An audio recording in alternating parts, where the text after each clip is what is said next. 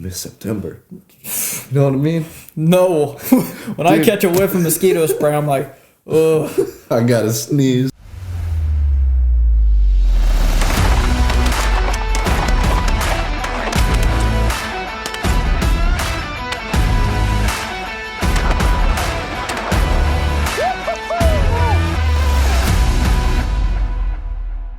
What's up, guys? Welcome back to the second episode of the Flights Canceled podcast. We should be on number 3. We should be on number 3. No, I think we should be on 4. No, this would be 3. Oh, okay. Because we missed one. Yeah, we did. Yep. Yeah, why did we miss 1 week, Nick? All right, so 2 reasons, actually. We had a podcast filmed. The problem we had there was the audio cut out in the middle of it. So we could have recorded another one, but this is the second reason. I was in Michigan when we found out that the audio didn't record. Yeah. So I remember I called you and I was like, hey, so we need to re-record a podcast. Yep. And he was gone. And like I was trying to do what I could to fix the audio, but it was just broken. And there's nothing I could do to fix it. So called him like, what can we do? And there was nothing really we could do. So we missed a week, but this will never happen again. Hopefully. Hopefully. What were you doing in Michigan? Tell everyone about what you were doing. So I was actually in Lake St. Clair, Michigan, and I was doing some ice fishing with my dad. We were there for 3 days, and we were out on the main lake just trying to catch some perch, walleye, pike, trout. How'd it go? Pretty much, I would say it went pretty good. Yeah? How many did you catch? We kept, I think, 11 over the 3 days, which isn't stellar by any means. But we probably threw back about 60 or 70. Wow. Yeah, so. Just not big enough. Yeah, just not big enough. We were just going for jumbos. Yeah, I get you. So. I've never been ice fishing. I've done it one time. I've ice fished one time, and it was like on a pond, and didn't go well. That's usually how people's first time goes. And then, well, I tried to do it again on my pond, and I fell through the ice. So. That was probably miserable. Yeah, no. That was probably horrible. That wasn't great, but thankfully I wasn't far from my house, so just ran inside, turned the fireplace on, and got all warm. Yeah. So, anyways, we're gonna go ahead and get into this episode. So why don't you go ahead and bring us into our first topic? All right. So our first topic is actually going to be over next season prep. Yes. Since at least for us, our duck and goose season is over. I think everyone's duck season's over. Everyone's duck season's over, but then I know some people have snow conservation. Yeah. We don't get any snows, so our season is. We get maybe over. like 5 a year. Yep. In Ohio, so yeah, if we're lucky. I've gone on a few guided hunts this year, and I've been with some guys like out west, and whenever I see like some snows, I'm like, oh, I want to shoot one so badly, and they're like, why? They're stupid. Like, why do you want to shoot a snow? Like, because we never get them. Because we don't see them in Ohio. Actually, I've shot one in Kansas, but it was gray. Oh. It was like in between a blue and a snow. Yeah. So it was cool. But yeah, like every time I'm with someone, I'm like, yo, I want to shoot one so bad, and they just give me the weirdest look. They're like, yep, dude, it's a snow goose. So anyway, what's your first pointer for next season prep? So next season prep, let's see. So right now, I think the first step for me really in next season prep in this time of like February, March, whatever, this is technically the off season. So right now what I like to do is get all my stuff, put away and just store everything and have it all organized in a way that I know where everything is and I'm not scrambling frantically to find things if I ever need it, So, yep. And that's something we kind of wanted to touch on too today, a little more in depth, was like actually storing your hunting gear. Yeah. So I think you had a few ideas for how that goes. And then after this, I'll go back on touching like preseason prep and what that looks like. So the first thing that I would highly recommend, the first day that gets decently warm, so you can turn your hose back on and actually stand outside and take some time with it. Lay all of your decoys out and wash them all off. Get all the mud, get all the debris, anything that could possibly damage the paint or just affect the decoy in general. Yeah, for sure, because like if you have a decoy and it's like muddy and moss all over it, and then you put it away, by the time you get out next season, it's like it's stained. It is, yeah. There's no cleaning it. Yeah, absolutely. So I mean, if it's really bad, like if I'm hunting a lake or whatever, or a marsh that's like really just has vegetation and everything, and I like to clean stuff as soon as I get home. Yep. So because like especially like duckweed and algae and stuff, once that stuff gets on like your cords and your lines and it dries, it's so hard to get off. Oh, you're telling me. I had to deal with it all teal season. Teal season was always when it happens. But yeah, so I think that's the first step for sure. But like the past, ever since duck season and goose season has ended for us, it's been in the teens and 20s. Yeah. And we've had about 3 foot of snow. Yeah. So we haven't really had any days where we can go out with the hose and spray everything down. So the first thing, if you are just wanting to get all of your decoys out of that pile, because I know I'm not the only one that just has a pile of decoys. If you want to get it all out of a pile, what I like to do, you don't have to do it this way, but personally, I get my decoys and I bunch them up in a group of 12 and then use a carabiner, hook the Texas rigs on them, and I have a spot in my garage that I can hang them up. Yeah. So I just hang them until I get a minute to actually spend some time and clean them. And then after you clean them, do the same thing. Just hang them back up so that the lines aren't all clumped up. The Texas rigs don't get a little squirrely with you. Yeah. So then they're just ready to use next season. Yep, absolutely. And yeah, for me, I'm actually excited to, kind of organize everything this off season, because like the past few years I haven't had like a dedicated space that's like big enough to keep all my stuff. Yep. But now we have a shed out back of the house that I'm going to use to, organize everything, and I'm looking forward to it because it's going to be nice. But during season, it's so hard for me to be motivated to put anything away, because you never know when it's like, hey, we need to be out there tomorrow. You know what I mean? Yeah. Like there are birds hitting this field so hard this evening. We need to be out there tomorrow morning. And that happens so much that I don't want to, take hours to spray everything down, put everything away, hang everything up. Speaking of so 90% of the time 100% of the time during season, my decoys are laying around. Yep. Like spread out wherever. And yeah, it's bad. Yeah. But speaking of that, remember when you called me Christmas Eve and you're like, dude, you need to hunt tomorrow. There are birds everywhere. Yeah, exactly. Stuff like that. I just didn't have anything to do Christmas Day. Yeah. So luckily I just had all my decoys in my decoy sled and packed the truck up the night before and went and hunted the day after. Yep, there it is. And then like one day, we touched on this last episode, but I called you. I was like, hey, these geese are here out of nowhere. Like, I've been scouting all around, like, probably within 50 miles of here for the past month, like, hard. Every day I've been scouting. Haven't seen that many geese.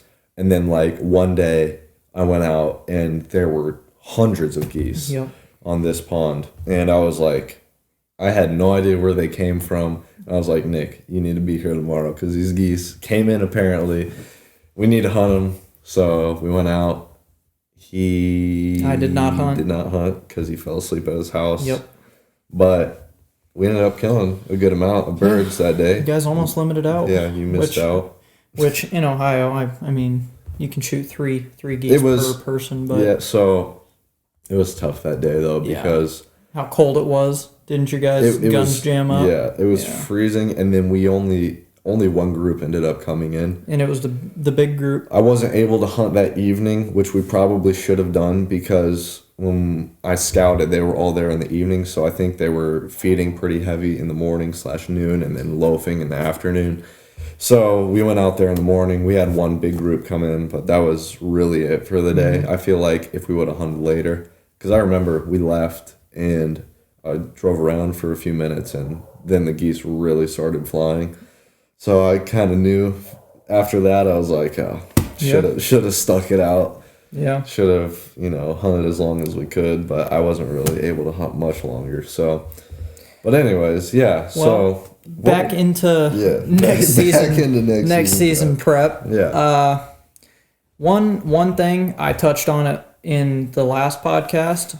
Put your calls in your car. Just put them in your car. Yes. Whenever you're bored driving and don't feel like listening to music, which is me every time I get in my car because I'm always wanting to blow my duck calls. Yeah. Put your calls in your car. Just practice with them. Yeah. During the off season, that's like the main thing I do to, try to keep my duck hunting skills sharpened. It's really the only thing you can do other than working out for those days where you pull, hundreds of pounds like a mile through the marsh. Yep. That's not a bad idea to, kind of stay in shape during the off season, because if you don't, that first week comes around and you feel like... And actually, speaking of that, if you're hunting public land, what me and Grant have been doing, we've been going to the gym, because on our public land, we're not allowed to have motor vehicles past the parking lot. Yeah. So we've been going to the gym, and it's not the only reason I'm going to the gym. Well, yeah, me either. But that is a benefit. Yeah, no, for sure. The spots we hunt, we have walked up to probably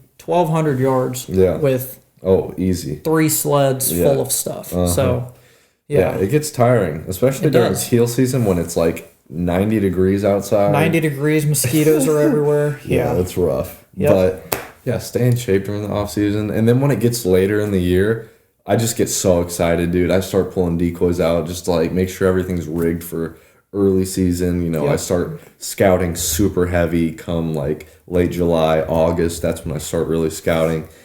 And then, I just get so excited that I'm putting stuff in my blind bag like a month out, getting it ready for opening day. Yep. Like I just get so itchy for it that I'm doing whatever I can to prepare myself for the opening day hunt. Yeah.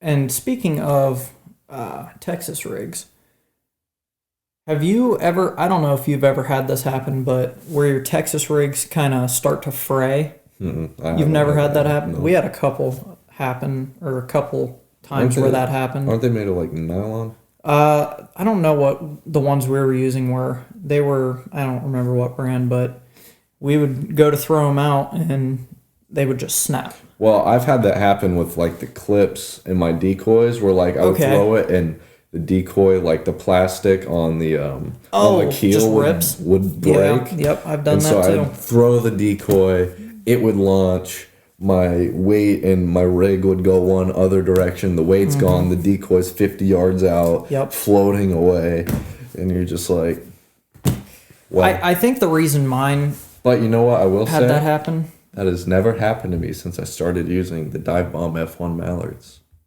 Link in the description. See, I think I should. I've been thinking about getting some Dive Bomb rigs anyway. Oh, dude, their rigs are sweet. Yeah, they're really nice, and they look sweet too. Yeah, they're really cool. I've seen them. Yeah. I've seen them on yours. Yeah, they're sweet.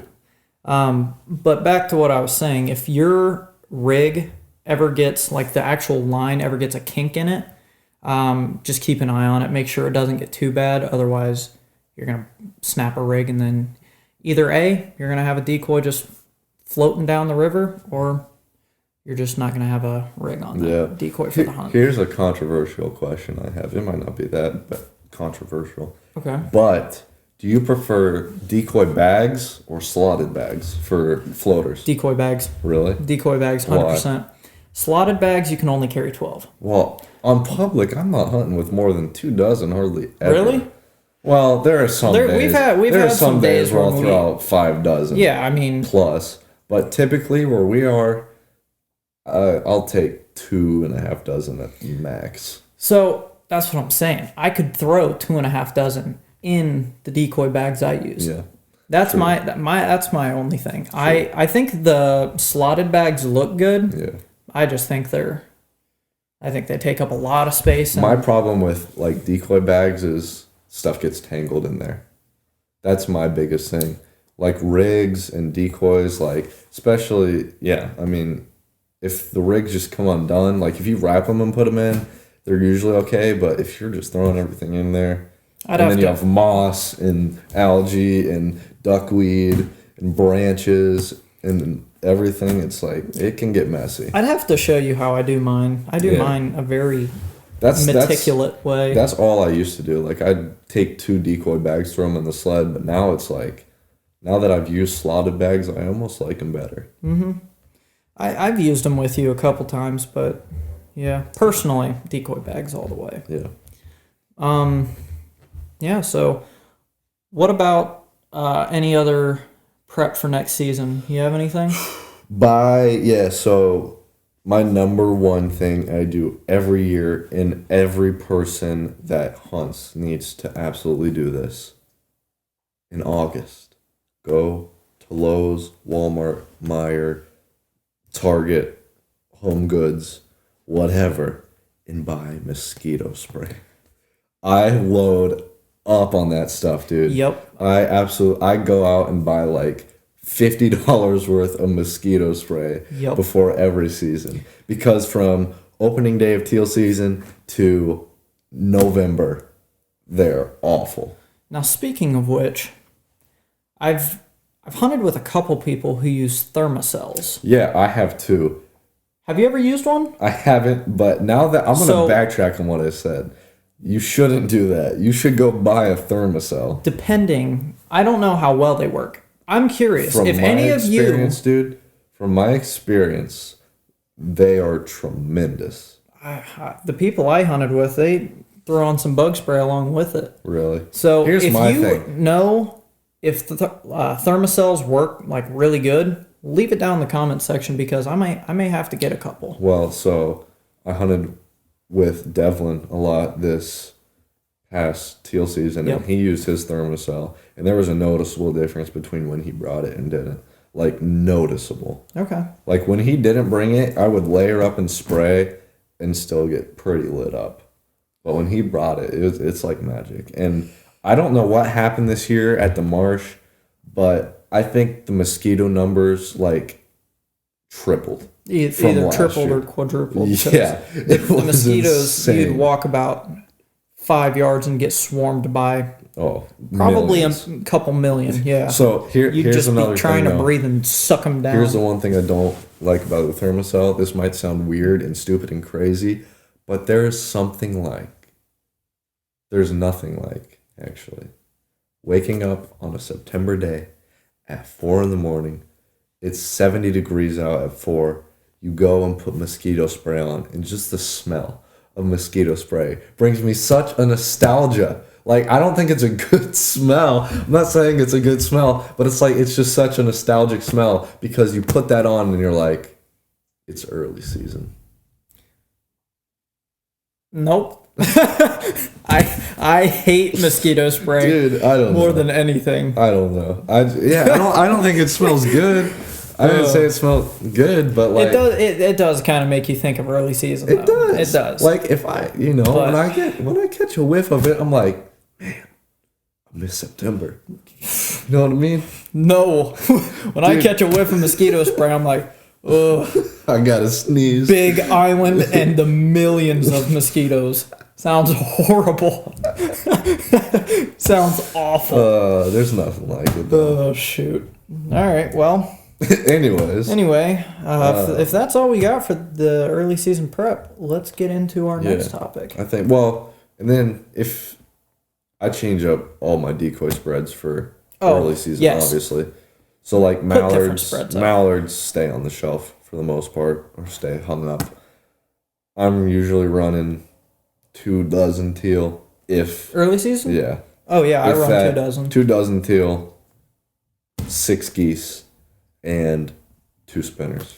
Yep, that's about what I run. I run 2 dozen teal on a remote, because if there's a goose that comes in, shut those bad boys off. Give them a little honky honk. Dingo 20. Dingo 20.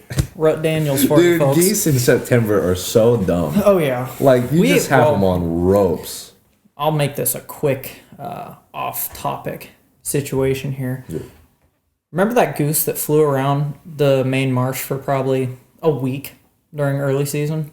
Yeah. That one single goose Yes. that just stayed flying around. Yeah. I don't know what ever happened to him. Oh, we killed it. Oh, you guys did? It was banded. Oh, that doesn't surprise me. Yeah, it that doesn't was. surprise me. Yeah. Yeah.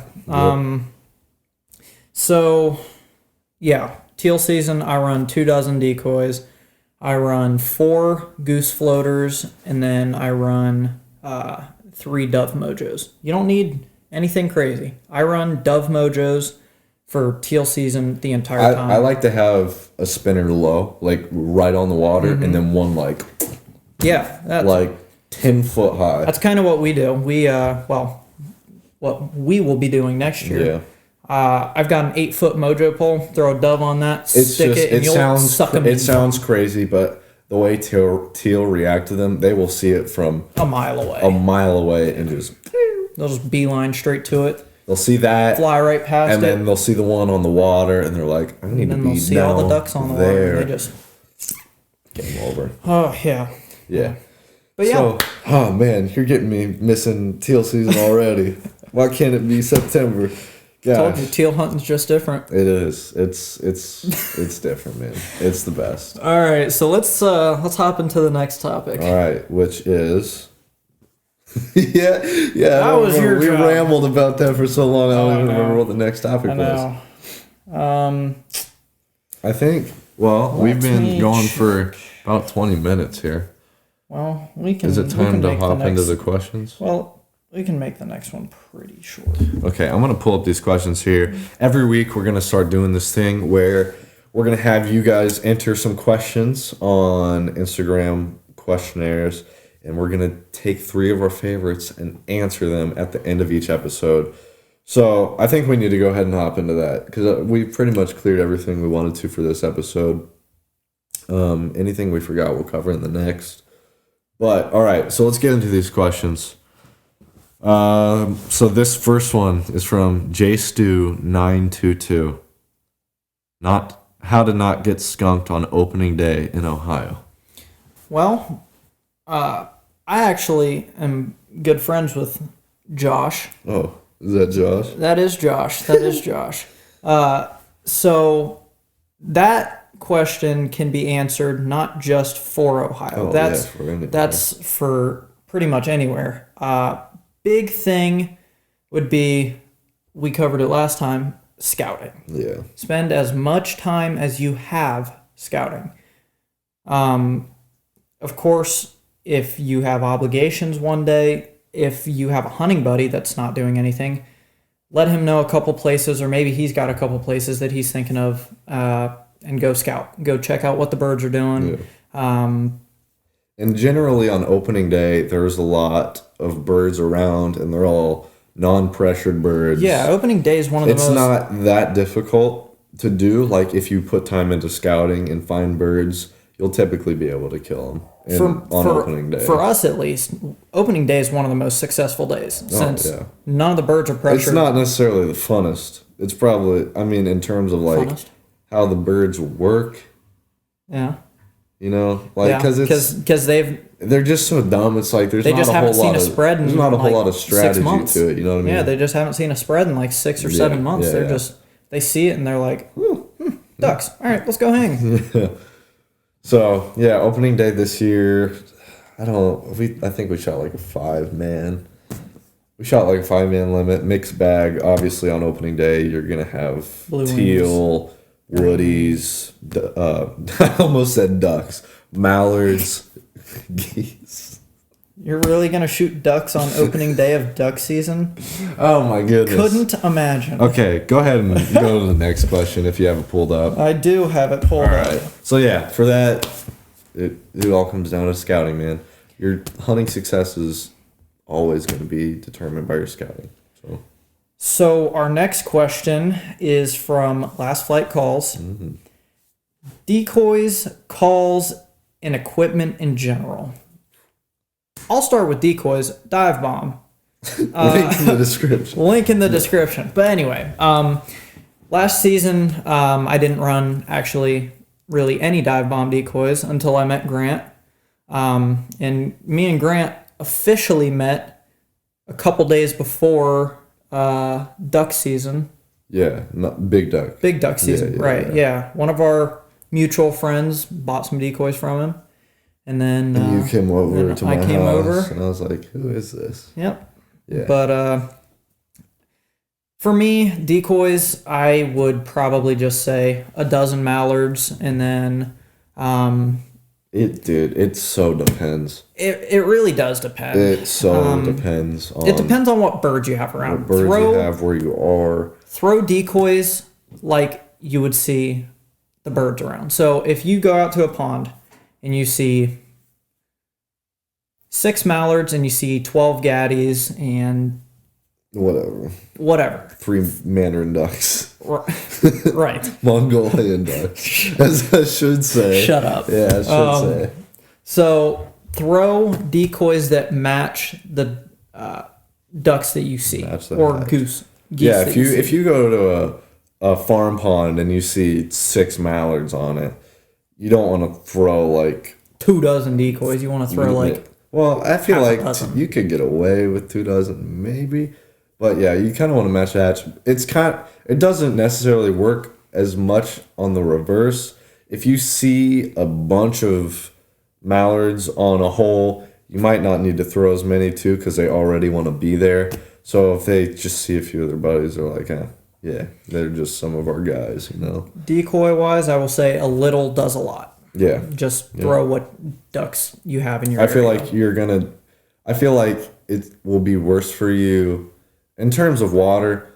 I know field hunting can be different, especially when it gets later in the year and the migration's going strong. But like on water, on marshes, you're going to get screwed over more times than not by throwing more decoys than less. Yep. At least from what I've experienced. Might not be true in all scenarios, but I feel like from my experience, that's probably the safer bet. Yeah. So then calls. Mm-hmm. Last flight calls. For sure. Run the deceiver for my honker call. Yep. The imposter, which is their double read for my duck call. Yep. I also have the illusion, which is their single read. Love them both. I use them in different scenarios, but they're both great calls. And then I also have the deception, which is their lesser call for, when I go out west and I'm trying to kill some little geese. Mm-hmm. I have that on my lanyard too. Or if there's ever a group of 2 lessers flying over here, like the 2 we see every year. Yep. No, but those are the calls I run by last flight. They're amazing, dude. Yeah. I've run them for this whole past season, and I actually got them like early season, so I was, practicing with them, and my favorite calls by far I've ever blown. So the calls I run also the imposter duck call. And then for geese, I haven't gotten a last flight goose call yet. Yeah. So for right now, I'm running the ducks goose call. Matt, take note. I know he's watching. Get this guy. This guy needs a goose call. Get him a deceiver. He needs a goose call. So then, next thing would be equipment. Yeah, what are your 5 essentials for equipment? All right, 5 essentials.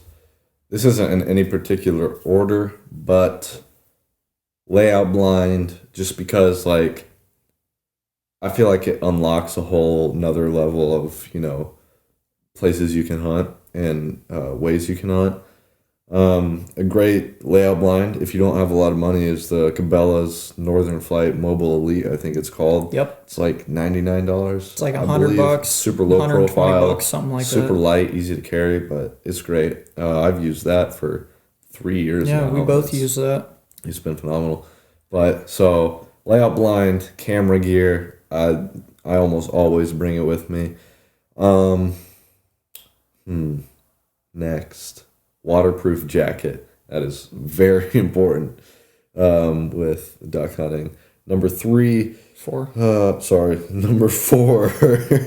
would be, bug spray. Oh yeah, bug spray for sure. Bug spray for sure. Absolutely. Then number 5, a waterproof bag to Yep. carry everything in. That's pretty important. Very important, especially if you're hunting over water a lot. Yep. And even if you're not hunting over water, if it starts to rain, you want to keep all your Rain, stuff dry. snow, sleet, whatever. Yeah. Hail. Especially in Ohio, it can go from rain to dumping a foot of snow in a couple hours. Yep. So for me, I'll start off with the one we can agree on: bug spray. Yes. Bug spray it always comes in handy. Doesn't matter when. Number 2 would be either a panel blind or an A-frame. I don't have either, so I use Grants, and when I can't use Grants, I have one that I built. Yeah. I built one like 4 years ago now out of PVC. Yep, that's what I built mine out of. I mean, if you don't have the money to spend on an A-frame, they are pretty pricey. Yeah, they're like A-frames are pretty $350, pricey, $400. Yeah. But if you don't have the money to spend on one, you can build one. Just get creative with it. Make it happen. There's no reason to not be able to hunt out of an A-frame. You can build it. So, yeah, exactly. Anyways, we'll continue with the list. So then number 3 would be I'm going to go with 2 different shot sizes. I'm going to go with 3-shot and BB. Because I like to shoot 3-shot at ducks. But then if I hear geese, I'm taking that 3-shot out and I'm throwing BB in. But when you shoot boss shot shells, size 4 year-round, 3-inch 4s, from early teal to late honkers, gets it done. Not sponsored, but would like to be sponsored, maybe. Please, boss. We'll put the link in the description. Link will be in description. No, anyway, so yeah. Nice. That'd be number 3. Number 4, blind bag that is waterproof. I'm going to agree with you on that. Yeah. And then last but not least, for sure not least, to go in the blind bag, Dots pretzels. Big snack guy here. I cannot go into the duck blind unless Dots I have pretzels. something to eat. Original or Southwest? I don't know if I've ever had something. I've just had the original. Dog. Sorry, folks, we lost Grant for a second. Bro, you haven't had the Southwest? No. Oh my lord. I don't think I have. At least I might have. Next level. Huh. All right. All right. Next question. Final question. We have to wrap this up. And quickest hunt. Go. Quickest hunt. Okay. Okay. Yeah. When I went to Kansas, we finished off our duck limit in probably an hour, and it was a 6-man, 4-man, something like that. Yeah, that's insane. Not really. I know that like people like Charlie, who shot a limit in 5 seconds in 3 shots. Yeah. Yeah. Yeah. But that was like that was like midday, so technically it wasn't the fastest hunt. True. But for me, Kansas, 8-man limit of mallards in 20 minutes. Yep. Insane. Again, if you haven't seen that video, you need to go watch it. It's only 5 minutes, won't take much of your time. It's insane. But it's something that actually you should faster than that though. See. I shot a limit of teal on opening day in 8 minutes. That doesn't surprise me. It was 8 minutes. I was in the wrong spot. 8 minutes opening after day. shooting light, I had 6 teal. I was in the wrong spot opening day, so. Well, I think that wraps it up for this episode. This has been a good one. I think that does it. This has been a. Get you some tires, bud. Anywho. Anyways. Yeah, that wraps this episode up. Like we said, dive bomb, link in the description. Last flight calls, link in the description. Thank you guys for watching. Make sure to like, comment, and subscribe. Really helps out. So hit that notification bell if you want to be notified when we upload. Yeah, every week. Every Wednesday at 6 o'clock. So, yeah, this has been a good one. Thank you guys for watching, and we will see you next week. This dude